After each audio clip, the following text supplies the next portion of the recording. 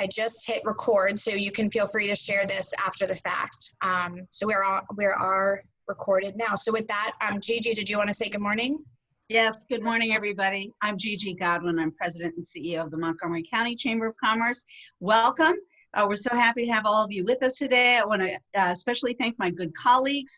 I'm so happy that Jane and Marilyn and Janan are all on this call today, and we're so grateful to have Tina Benjamin and Jerome Fletcher. Thank you.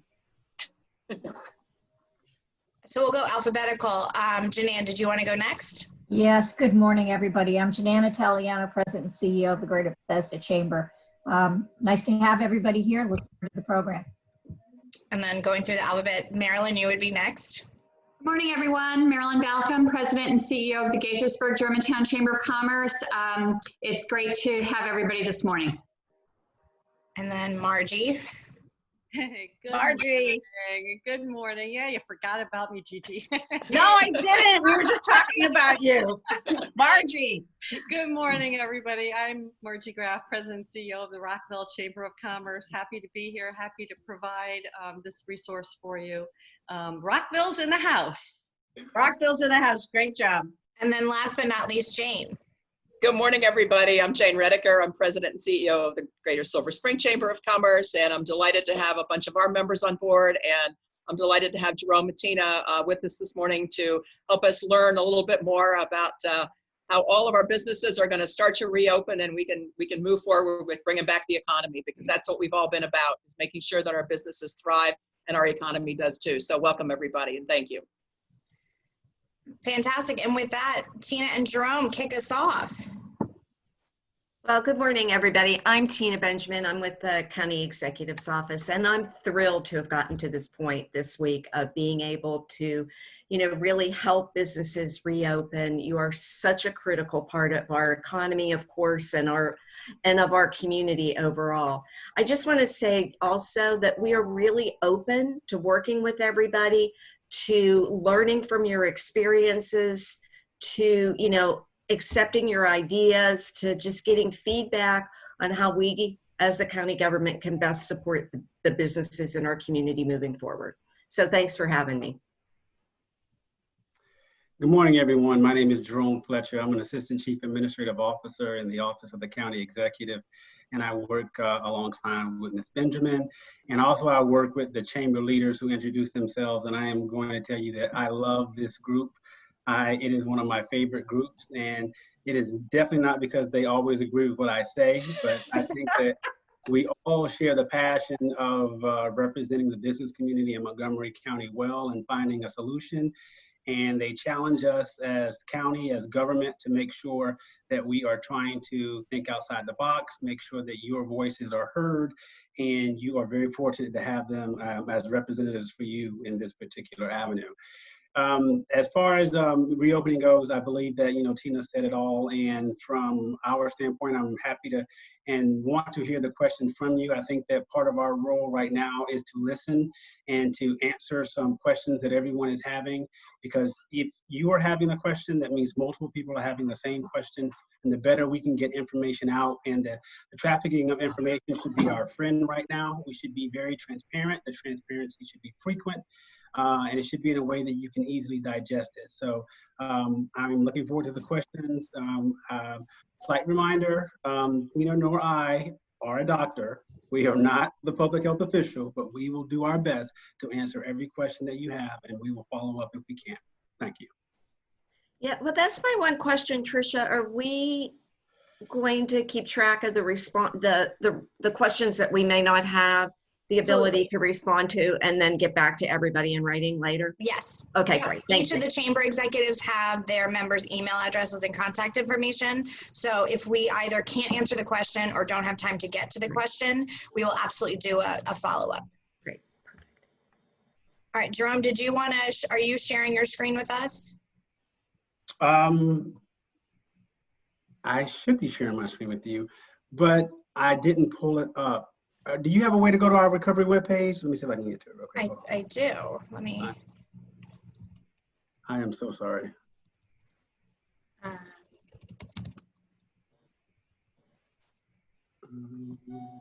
Okay, I'm there. Let me share. Okay.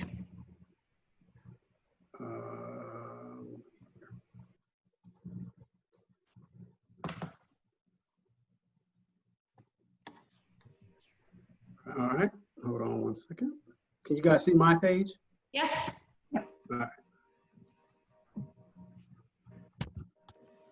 All right, so we actually developed this webpage, and I believe it was posted on Friday, late Friday of last week.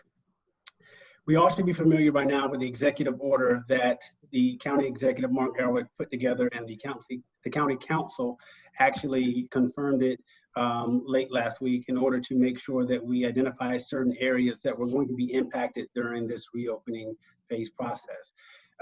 As we can see, the car washes and childcare, manufacturing, outdoor camps, outdoor youth sports, personal services, restaurants and bars and retails were the areas that were affected.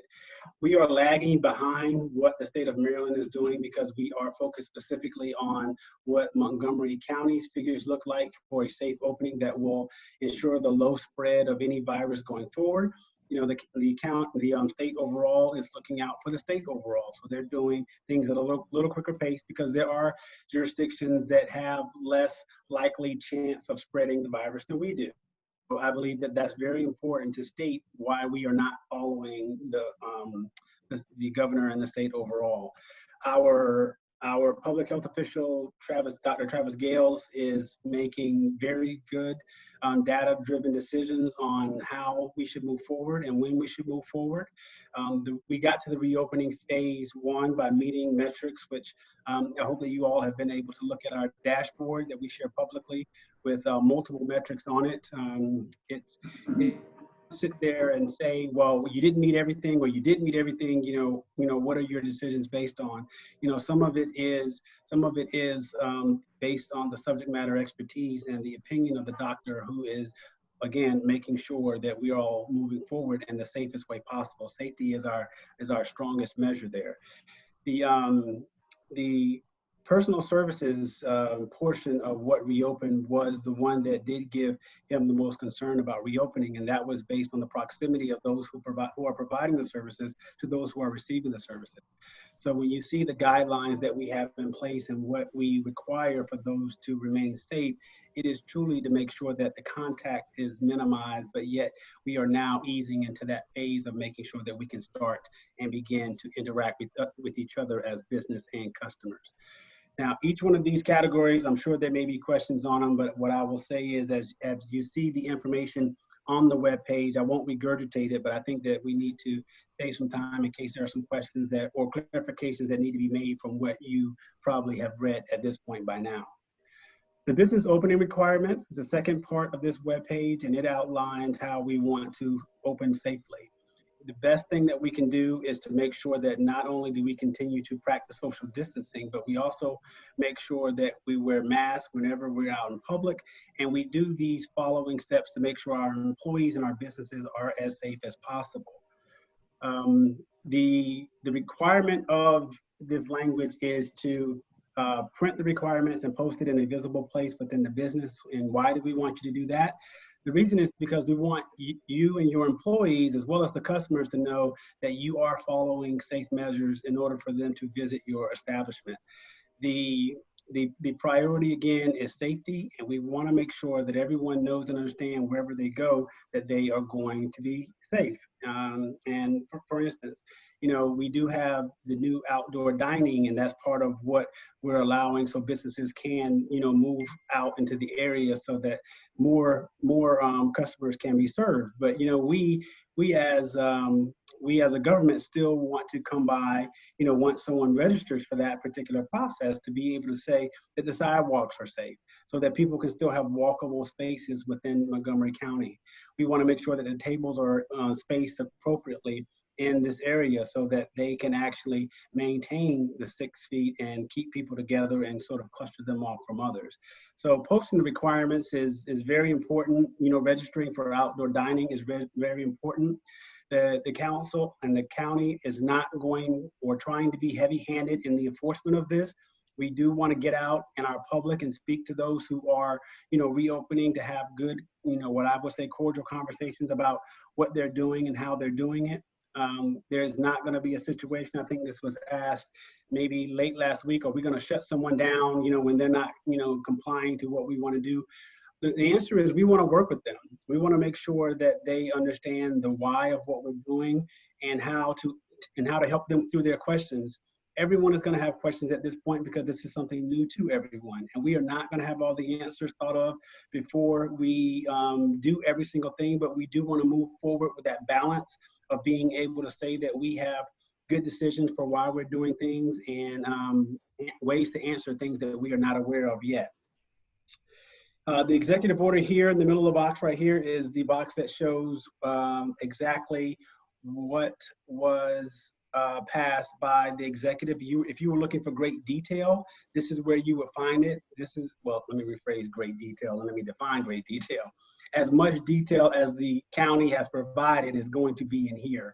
But like as Tina says, as we get more information, as our public health official educates us more, as more guidelines and resources become available, it can help, enhance some of the language and things here so that we could actually, learn together and keep moving forward together. I'm trying to get to Jerome, quickly, back to my box. Yes. I forgot to mention this at the beginning. People should feel free to ask questions throughout. And then when we feel appropriate to chime in and things like that, we can, as Jerome knows, we're more than happy to respectfully interrupt him with a question. So feel free to ask questions throughout and we'll chime in. All right, that sounds good. So reopening resources here. This is the area, and let me thank again, our chamber partners for helping us put these resources together. They gave us this information. Our staff wants to go through and sort of put more narrative around it, so it's easier for you to navigate through it. But like I just said, coincidentally, we're all moving and building things at the same time. So this page, as well as the page that I was just on, will evolve with information. But please, as it relates to resource information for you to be able to open safely, that is where you need to go. This box right here, many of you may know about the Public Health Emergency Grant. Jerome, you're not sharing. Oh, am I not sharing? Oh, Your screen. Okay, I'm sorry. Let me see where I lost you. Share screen. Okay, let's try that again.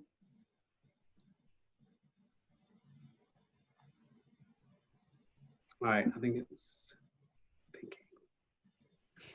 Oh, there we go. there we go. There we go. Yep. All right. All right, so this is here where I was just talking about the contacting us with questions. I think that, everyone, there are a lot who believe that their situation is individual to them and they want clarity. So if there is clarity that's needed, this is the box that we had set up when we used the Public Health Emergency Grant Program, where we received questions and provided answers. So feel free to reach out to us there. We have well-qualified staff who are monitoring that and can get you answers as soon as possible. Also, so when you come down here to the different boxes talking about childcare, manufacturing, and personal services, restaurants, bars, and retail, you will see that, let me go down here to one just for example. Here's restaurant and bars. This talks about the outdoor seating requirements that I talked about earlier, the various checklists that are needed in order to see, like, for example, what do you need to do from your operational staff in order to open safely? There are several ways to look at this, and the restaurants checklist is one where we are trying to provide information for those who are reopening in the safest way possible. And I think that, no matter how many times I say it, I can't say it enough, that reopening safely will be and is and will remain our top priority. But as we go from phase 1 and we think about what's going to be in phase 2, I can tell you that, okay, now I need to see you guys because I left you. Phase 2, moving from phase 1 to phase 2 will be a data-driven decision. So I can't put a timeline on it and say it'll be 2 weeks. What I can say is that they're already thinking about what will be encompassed in the phase 2 and phase 3 for Montgomery County. Our goal is to be able to post something that lets you know what are in those phases So that way you can be expecting it. And then when the data tells us we're ready to move to it, then we can put a date on it. What I don't like is, what I don't want to do is right now, I don't believe the public knows when we are going to come back to the public to say anything about a future phase or whatever. I think that we should do that in very frequent increments. By we, I mean my boss, the county executive. You know, he addresses the media and the public on a very frequent basis. He should be able to come back and say, you know, hey, look, you know, we opened up on June 1st. So maybe in 10 days, we'll come back and give you an update on how we're looking for phase 2, or what is the data telling us? Are we trending in the right direction? Have we had a setback? You know, all that sort of information will be very, very important as we transition from one phase to the next. You know, Jerome, can you tell us what will be included in phases 2 and 3? I mean, we don't know that either. Yes, so our doctor and our recovery manager, Earl Stoddard, has been working on that for the last couple of days. They presented something to council in a very simple format yesterday. So what we're doing is we're trying to educate and get council's approval, and then we're going to put something out that's going to be a narrative of what to expect in phase 2 and 3 without saying when we're going to go there. Because I think that will answer a lot of questions the public will have or is having right now. Okay, so I think I've talked a lot, and this is our webpage, and this is kind of what tells the picture of where we're at right now. If you please go to this website, I think you may have seen how I got to it. I went to our Montgomery County homepage. We'll send a link out. Yeah. Jerome, we do have a question before you leave it's a question relating to restaurants. Steve Robbins represents a number of property owners that have tenants that want to do more outdoor dining. I know the county has talked about allowing some dining in certain roads, and they're going to close the roads or on sidewalks. Can you give us a status update on that and let us know kind of what the county's thinking now and potentially moving forward? Sure. Hey, Jerome, I can take that. Hi, Steve. How are you? So a couple things. I'm actually working at coordinating all the different county agencies that are dealing with outdoor dining, particularly in those cases where it's not just a restaurateur looking to move onto the sidewalk, but rather what we're referring to as streeteries or communal dining areas, or even using like some public space, plazas, parks, whatever, for more seating areas. So if it is a simple case, Steve, of, and everybody else, I'm sorry, of a restaurant just wanting to move onto the sidewalk, they should follow the steps in scenario number 1 and 2. If it is a group of restaurants, right, and we do have several communities that are looking at this, that truly would like to take over parking lanes or anything else, there is an email address at the bottom of this page where you can email inquiries. I'm responding to those, so you can either use that email address or email me directly and just paint the scenario. You know, give us the geographic boundaries, the names of the businesses, exactly what they want to do, and I will work at coordinating with, you know, DOT and ABS and everybody else. And it could even be, you know, SHA if a state road is involved. Okay. So we're happy to do that. And we are anxious to be creative in terms of how to use space in different ways that allow businesses to safely and responsibly expand into outdoor areas. Tina, have you looked into the mixed-use multi-family dwellings and the outdoor space for those? We have a question. They're accessible to residents only through corridors. If permissible, I'd like to assume restrictions would be similar to outdoor dining. Our residents would grill outside. And as a resident of someone that has a grill outside through a communal building, I would love an answer to that one. Okay, let us get back to you on that. I think that's a little bit more governed by DHCA, okay? But I'll get back to you. Thank you. Shifting to the businesses that are open now, we have a question. Is there a site that businesses can go to get PPEs for their employees? So, Oh, go ahead, Tina. Yeah, the county has something, but the chambers also do. So go ahead, Tina, and then we'll jump in. Well, there is, the county started to work with some local businesses, and they are passing along their county pricing to customers, right? So that it's kind of like a consortium buying, though the county is not involved, all right, in that consortium of local businesses that it's offering PPE. But I do believe it's on the county's procurement website. But we can and then the get chambers, that. yeah, our chamber also reached out to all of our members. We have lots of members who've pivoted and they're selling PPEs, and I know my colleagues do too. So Yeah. we put together a website on our website, www.gsscc.org. On the homepage, there's a link to our businesses that are making PPEs available. And it's broken down by different categories. So feel free to look there. Same thing with all the other chambers too. Yes. And remember, shop chamber members first. Please. Agree.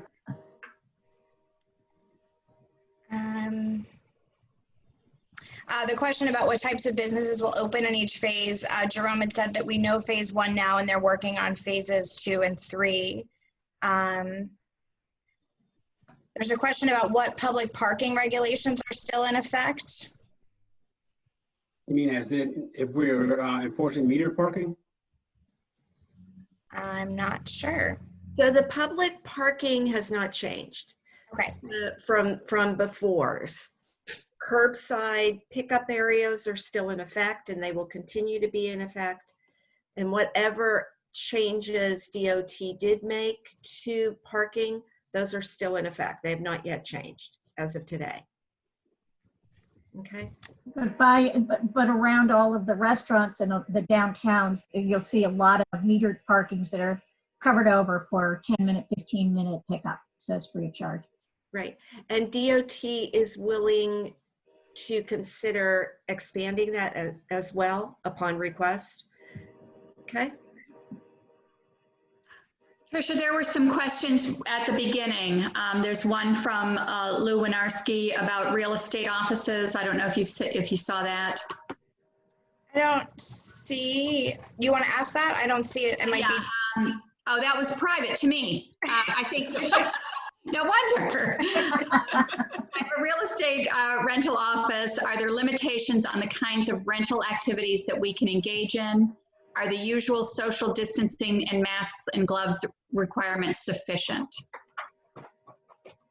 So I'll try to take that one. So from the standpoint of, the rental real estate, I don't believe they were considered essential under the stay-at-home order, correct? Does anyone know that for sure? Yeah. Okay, not knowing that for sure, if you were considered non-essential during that initial stay-at-home order, you would still be under the same rules right now of stay at home and not being able to go out and perform those services. The only ones that have been lifted for restrictions were the ones that we mentioned earlier on the other webpage. Well, Okay, so Lee, one of my members, Lee Henry, just chimed in. Real estate services are considered essential. Okay. Yeah. So I guess, Jerome, what you're saying is that this order hasn't changed anything regarding the rental services. That is correct. The only thing that this changes are the ones that are specifically mentioned. I think that one thing that we're trying to make sure the public understands is, the first question is, we had what was the stay-at-home order, and then we had what was released in the phase 1 restrictions, and then you have sort of other things. And the natural human inclination is want to bring the other things into what we have just relaxed. And it is truly, we are truly trying to make it as clear as possible the areas that have been impacted by what the county is moving forward into our phase 1. Hopefully, and I believe, based on our initial move into phase 1, we want to catch up with the state as soon as possible. And that would put us all on the same playing field, which would make the messaging simpler, which would make, the questions simpler, and the guidance and direction and the assistance to the county simpler as well. So there's a number of questions regarding office buildings and a lot of confusion as far as that's concerned. We've had a number of members who said, we're opening up on Monday on June 1st, making that assumption that they were essential or they could open like everybody else. Can you explain further about this? Because there's essential businesses within those offices as well. Sure. So the essential businesses within the commercial office building have already been up and running, and they've already, you know, if they're essential, they should be following safety guidelines to ensure the safety of, you know, every employee, themselves, and customers as well. But if you are not essential and you are in a building with essential people, you know, that does not open the door for you to become essential. You know, it means that, you know, they are providing a service that has been deemed essential, and we need you to be more patient as we allow our other office buildings to resume back to their normal practices. And I believe that that is targeted in one of our phase 2 recommendations and requirements, because we had heard the same question from our partners. And I did go back and, as the information was being discussed, you know, figure out, okay, so where are commercial buildings in the thought process of, you know, our decision makers. So that is a phase 2 issue to open up commercial buildings for those who are deemed as non-essential. And the only ones now who should be in those type of environments are essential businesses only. So their office buildings should be locked at all times? Yes, I would think so. Yeah, and if everybody could remember, the county cannot get ahead of the state.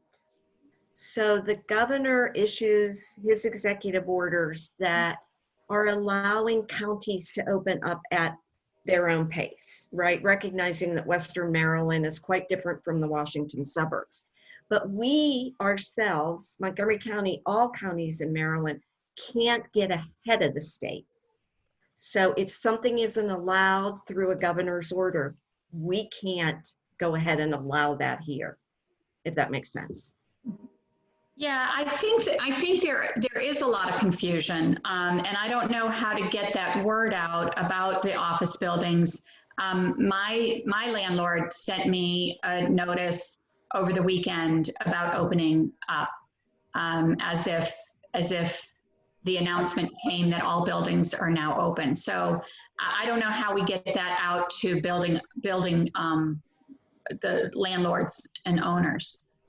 Well, and I agree, and thank you, Marilyn. And again, you know, I do believe, as I said earlier, people are going to try to find a way to say, this is why I qualify. And it really is not a difficult challenge. I don't think there was anything that was said in the executive order about, you know, commercial buildings, you know, opening, you know, back as normal. You know, it really is, if you were not already open as an essential business and you're not part of what the executive has just said he has relaxed restriction on, then you must remain the same as you were behaving before. But we can absolutely, for sure, see if we can put something out for that particular area, because Janana said the same thing regarding people who are either making an assumption or making an interpretation, not even an assumption. It could be an interpretation that they're making based on what they're reading. And we just want to provide as much clarity as possible. Oh, and, you know, so as this site evolves, we are working on posting some frequently asked questions.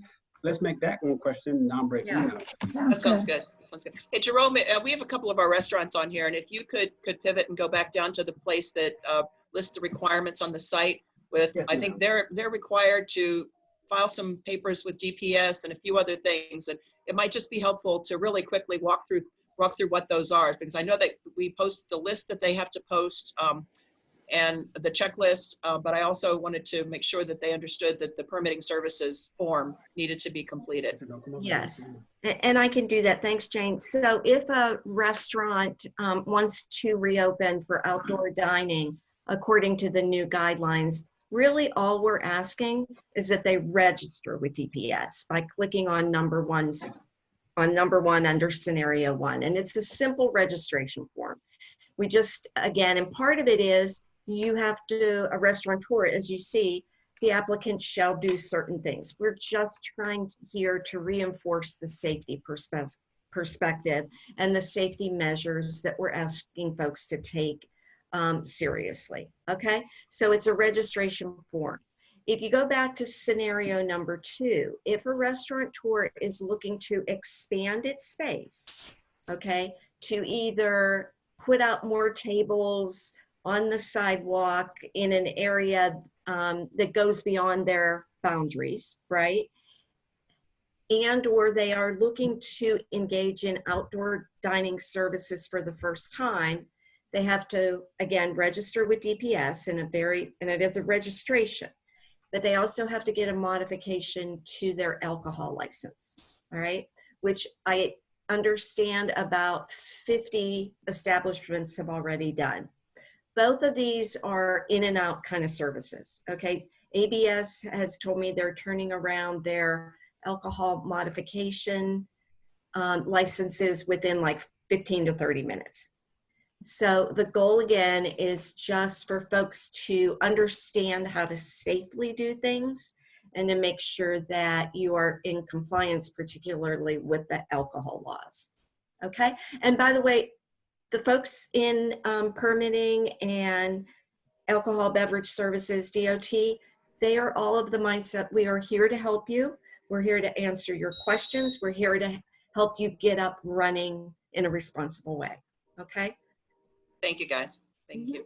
Okay, I have a couple questions in the chat that I want to answer for some people. The first one is from Josh Funk. He says, social distancing, masks, and other policy to limit interaction and proximity with society are certainly working.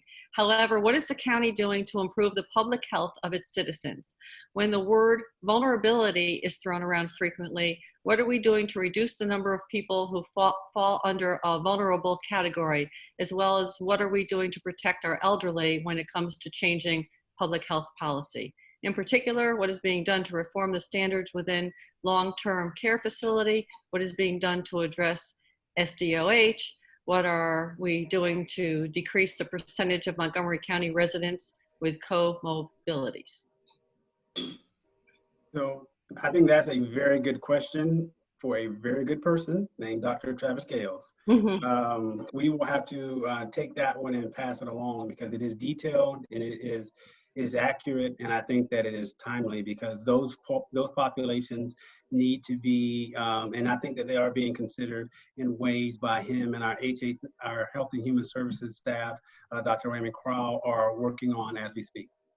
Okay, and I have one more going back to the office buildings. So from Leslie Keenan from Intelligent Office, are all office buildings now allowed to be open, unlocked during phase 1? Are all tenants allowed to access their suites? No.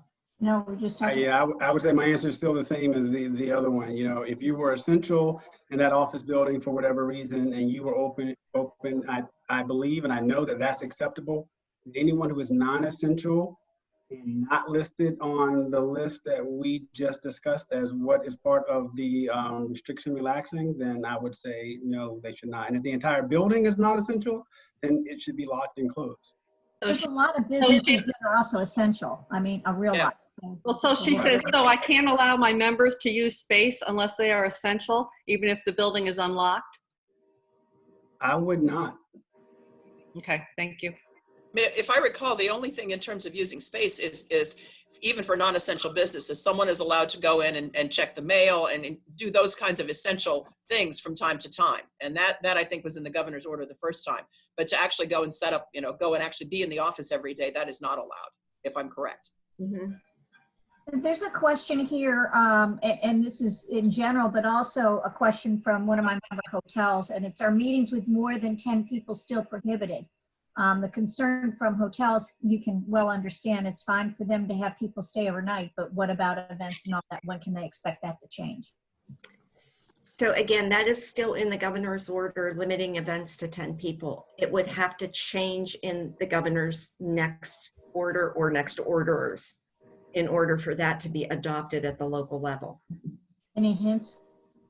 You know what, I have not heard what the governor's next steps are. Has a tendency to announce things on Wednesdays, if you've noticed, but they don't give us a whole lot of heads up on what they're thinking about. Sorry. We wish we had that information. Can I go back? There's been a question here. Is there a comprehensive list of essential businesses? Where is that list? I believe it's in the governor's original Yes. order. Okay.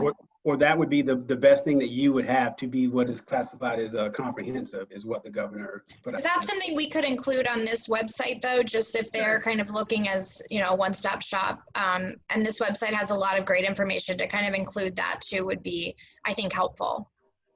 Yeah. Also, I have two questions that I wanted to be sure that we were able to cover that we touched on last week when we all got together and had a conversation got together on Zoom, that is. One was there was some concern about, as restaurants tried to open, would there be adequate access to washroom facilities? And when we saw that there was some hesitancy for people to get back to restaurants, and we want them to get back, to be able to use it properly. But I'm not sure the word is really out there clearly for patrons. And I think that's hard for our restaurants, is that there's some confusion out there. That's one topic. And the other thing that we talked about that I want to pivot on something you said earlier, which is that these Department of Permitting Services and the public health inspectors that are coming around to help people, we don't want a situation where as they're inspecting for compliance to these requirements, that they're inadvertently being shut down again. We really so we wanted to make sure you could amplify that and also indicate how could we respond to it. So sorry to ask you two totally different questions, but would you mind shedding some light on the access to washroom facilities for patrons, as well as this whole thing about the inspection and Okay, so I think the process will be around that. Yeah, I think I heard 3 questions, Gigi. Sorry. It's okay, that's okay. I'm getting old, so I'm going to take them one by one. One is, how do we get the word out to consumers about outdoor dining? I believe that Kelly Groff's group, Visit Montgomery, they stood up that website that is still in existence, mocoeats.com. And it was a listing of all the restaurants that were offering delivery and curbside. They are now inventorying all of those restaurateurs and will be adding an outdoor dining category. And so they will be promoting that, and we will, as a county, be supporting those promotional efforts and encourage, of course, all of you to drive people to that website, because it is a comprehensive list. But in that category, are patrons able to use the bathroom facilities? That means going into the building. Yes, it does. Yes. And we were told by Dr. Travis Gales that if a restaurant provided outdoor dining, then they were to provide access to the restroom facilities. Okay, I think that will help when people know that. Yes. That is definitely a frequently asked question. Yes. And then in regard, Gigi, to your second question about the inspectors, which we are also calling ambassadors, they have been specifically told, do not shut anybody down. Okay. Right. I'm glad to hear that. Work with folks, make sure that they understand, their questions are answered, help them figure out what to do correctly. So if there are any issues, please, I want people to get in touch with me directly right away. Okay. Perfect. Thank you very much, Tina. I appreciate that. And then what's the turnaround time for DPS for setting up outdoor seating? DPS is really a registration form. Right. Okay. And what they're asking is, tell us what you're doing. They will then send a follow-up email, and they will say at some point, an ambassador is going to stop by and chat and make sure you have what you need, but it's not necessarily an approval. I will preface that, though, by saying that does not mean somebody can go into the street and put it on a table, okay? That's where we kind of have to be careful with the public safety issue. But it was designed so that understands. Yeah, I'm sorry, Tina. It was designed, Tina designed the process so that the registration would not delay the business from beginning the process. It's more of a, you let us know what you're doing, go and do it, because now that we are, reopening this first phase, we want people to get out there and get started and start to get their businesses back online. But we will then follow up and just check with you as you are open. It should be a good example, in my opinion, of us sort of making a turn from what I have heard in Montgomery County is from the over-regulation that we have, and then the maybe too strict enforcement that we did in the past. This right here is one that should be a little bit easier and smoother, especially during this critical and crisis that we're going through. And then just to reiterate, we had a question on when is phase 2, and the answer is we don't know. Hopefully it's sooner rather than later, but we have to kind of follow the metrics through phase 1 to see when we're making it into phase 2. Correct. And what I'm sorry, go ahead. I'm sorry. Correct. And what we want to also emphasize is that we do want to work on in the next, what I would say, a couple of days, which might turn into a week. We know how this goes. Us putting out what phase 2 and phase 3 actually are represented in there. And then once you see what's in there, then you'll know, okay, so when the executive updates us in a week or whatever his pattern is, that we can know what to look forward to in phase 2. But I don't think that the county should be silent and just say, okay, we're going to tell you 2 days before it kind of just pop it up. I would like a little bit more of a communication stream than that. I have 2 things. One is, and Tina, I guess this comes from you or whatever, the concern from the retail stores that are now opening up for delivery. If there is an option for the Department of Transportation to possibly have 15-minute hold signs as well. We've been doing it for the restaurants, but not for the retail. And so to take that into consideration. And then the second one is the pledge. If one of you two want to address the pledge for all the businesses. Yes. So, okay, the parking, yes. The pledge is the requirements that I went through, the gray box in the middle of the page. We do want you, when you read it and understand it, it's very similar to the pledge that the state of Maryland put out. We don't require people to sign our requirements, but we do require for you to print it and post it to show that you've read it and you're in compliance with it, because they are simple safety measures, again, for the businesses, the employees, as well as the customers. And we did this, by the way, to also help businesses really present to their patrons, their customers, the community at large, that they are adhering to safety standards. Because I know I've had that question in my own mind a few times about, I wonder what they're doing. And so we're doing that to help you all instill consumer confidence, because I know what we've been hearing at a national level is there's still some hesitancy. Mm-hmm. That even though you can open, the customers aren't exactly flooding the gates in the beginning. So hopefully this will help people feel good, like, yes, we know we're going to be safe. Actually, I want to amplify that by saying when we, when the Montgomery County Chamber of Commerce did a survey of our members to determine where they were, this was a few weeks ago, and what their biggest concerns were, among their biggest concern was keeping their employees safe. They want to make sure their employees can return to work with, and what does that mean? That means that their employees have to have confidence that the building, which the employer might not have control over, by the way. Most people lease their space. They don't necessarily own it. So they don't always have control, but they want to know that they're working in partnership with the owner. They want to, so the employers expressed concern about not only what measures were they taking and complying, of course, but really making sure that their employees feel confident that they're not going to be put in a dangerous situation where they could become sick. And also their customers, people for meetings, that sort of thing. So there's that whole piece. That was the number one concern. And there are other concerns that are related to that, but that was a biggie. And I think that continues to be an issue. And I think that we're going to see that even, as people are going back out to restaurants and other places, they want to know. And as soon as they know that there's a good system in place, I think, we'll be in good shape. Most people talk about still wanting to, better testing, which is something that's improved, and better treatments. And of course, everybody says it in the end, if we could just get a vaccine, but that's not really what we're going to solve in Montgomery County today. I realize that. Right. Not today. So Not today. Montgomery County, Gigi, we've got companies that are working on this. I know.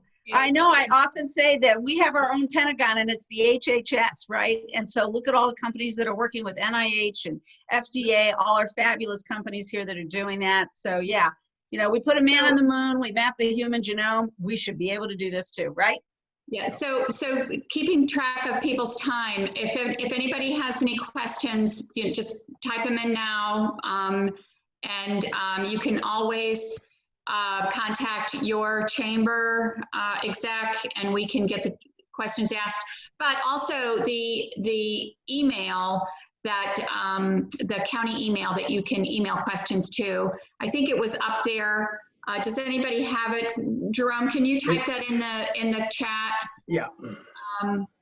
Where's the chat? Well, it's easy. It's biz info COVID-19 at montgomerycountymd.gov, our standard protocol. So biz info COVID-19.